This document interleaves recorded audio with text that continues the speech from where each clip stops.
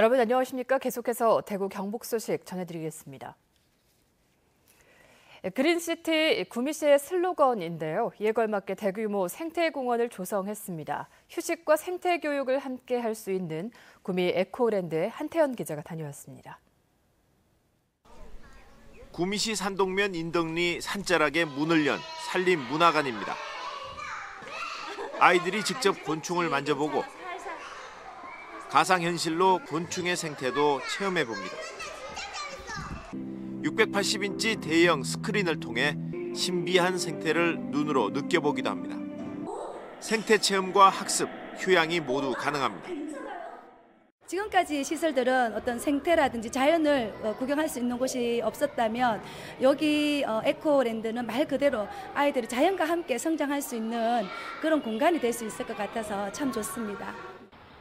자생식물단지를 비롯한 다양한 볼거리도 마련됐습니다.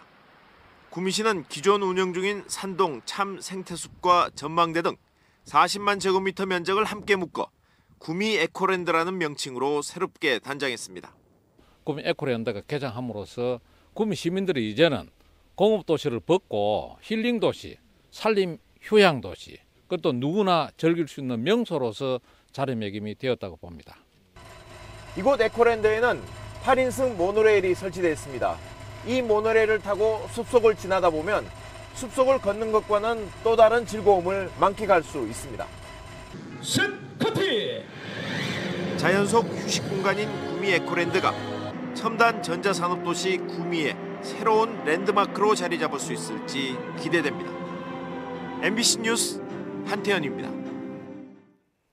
CU지에 공장을 지어 운영하던 업체가 자진 폐업한 뒤 건물 매입비 등 수십억 원을 지자체에 요구하는 소송이 제기됐습니다. 경제 활성화를 기대하고 행정적 지원을 도왔던 문경시는 당혹감을 감추지 못하고 있습니다. 보도에 엄지원 기자입니다. 상주에 본사를 둔 자동차 와이퍼 제조업체 캐프의 문경 공장입니다.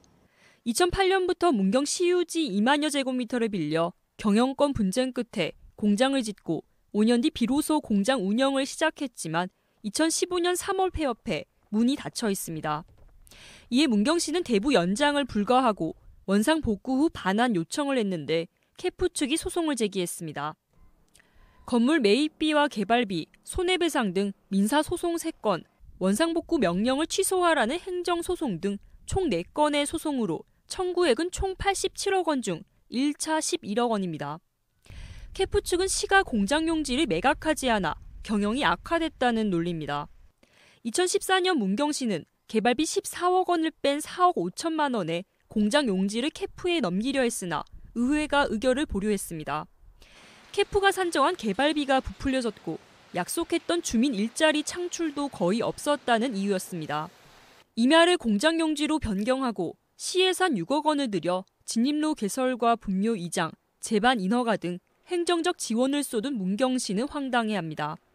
자기들이 잘못한 기업 운영을 잘못한 그 책임을 어떻게 행정기관에다가 물려서 이거를 사들이라고 얘기하냐고. 어제 원상복구 명령 취소 행정소송에서 법원은 폐업으로 부지 반환은 요구되지만 수억 원대의 공장을 허무는 것은 과하다며 원고인 캐프의 손을 들어준 가운데 남은 민사소송 결과에 관심이 쏠리고 있습니다. MBC 뉴스 엄지연입니다. 장애인과 비장애인이 짝을 이뤄서 5km를 함께 달리는 대회가 있습니다. 이름도 따뜻한 사랑의 마라톤 대회가 포항에서 열렸습니다. 이규석 기자입니다. 장애인과 비장애인들이 짝을 이뤄 시원스레 해안도로를 내달립니다. 서로의 손을 꼭 잡고 휠체어를 밀어주며 한마음 한뜻이 되어 앞으로 나아갑니다. 혼자서는 외출도 엄두가 나지 않았는데 이렇게 도로를 마음껏 달릴 수 있다는 사실이 꿈만 같습니다. 도우미로 나선 비장애인 참가자들의 마음도 뿌듯합니다. Happy and joyful about this event, and it's a very unique experience.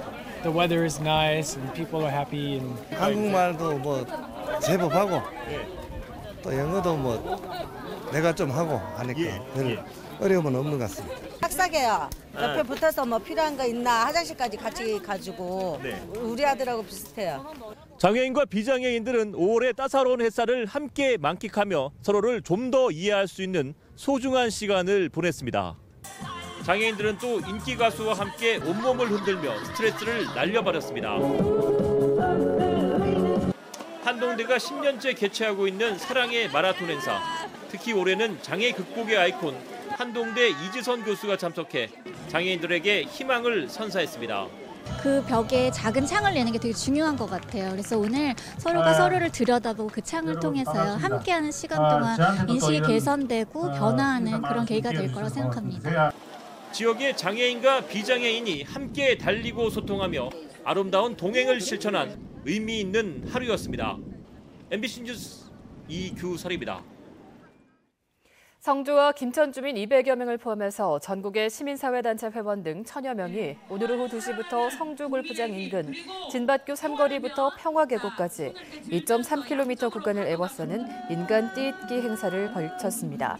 참가자들은 띠잇기 행사에 이어서 초전면 소성리 마을회관 앞에서 제3차 범국민 평화행동 집회를 열었고 밤 8시부터 성주 주민들은 성주 공용주차장에서 김천 주민들은 김천역 광장에서 사드밴드 촛불 집회를 이어나가고 있습니다. 내일 오전 9시 30분에 방송되는 대구 MBC TV토론 시사톡톡은 제19대 대통령 선거 결과를 분석하고 새 정부의 우선 과제가 무엇인지 토론하는 시간을 갖습니다. 토론에서 패널들은 19대 대선에서 유권자들이 수준 높은 주체의식으로 정치권을 이끌었고 젊은 세대는 지역주의를 극복할 수 있는 진취성을 보여줘 향후 정치 발전 가능성이 크다고 전망합니다. 많은 시청 바랍니다. 2017 대구 고모령 가요제가 대구 스타디움 서편광장에서 오늘 열렸습니다. 수성문화재단과 수성문화원이 주최하고 대구문화방송이 주관한 오늘 가요제에는 전국에서 참가한 500명 가운데 예심을 통과한 12팀이 열띤 경연을 펼치며 관람객들에게 신선한 재미를 선사했습니다. 대상과 최우수상 수상자에게는 상금과 함께 대한가수협회 가수 인증서가 주어졌습니다. 대구시 교육청이 오늘부터 다음 달 24일까지 매주 토요일마다 대구시 교육청 행복관에서 2018학년도 대학 입시 대비 릴레이 입시 설명회를 갖습니다.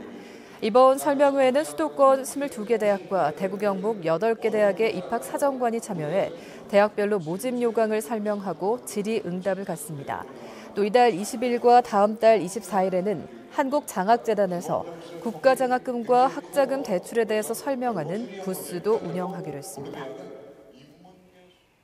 대구시와 중국 창사시, 일본 교토시 등 한중일 세 나라 대표단과 대구 시민 등 1,300여 명이 참가한 가운데 열린 동아시아 문화도시 대구 행사가 오늘 막을 내렸습니다.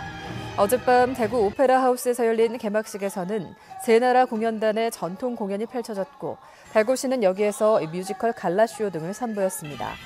한편 대구와 창사, 교토시는 어제 문화교류 플랫폼을 구축하고 앞으로도 공연과 전시 등의 교류를 이어나간다는 내용의 공동 합의문에 서명했습니다.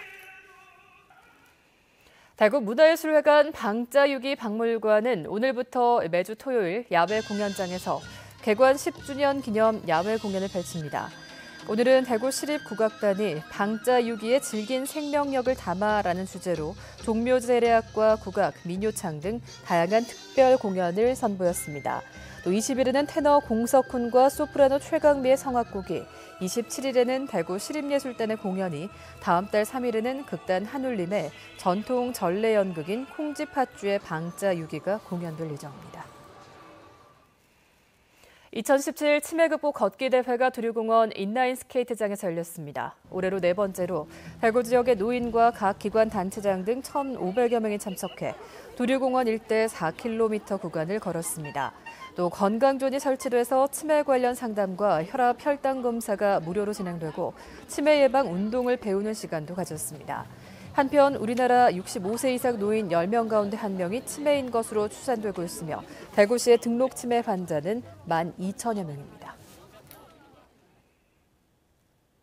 대구 경북 소식 전해드렸습니다. 여러분 고맙습니다.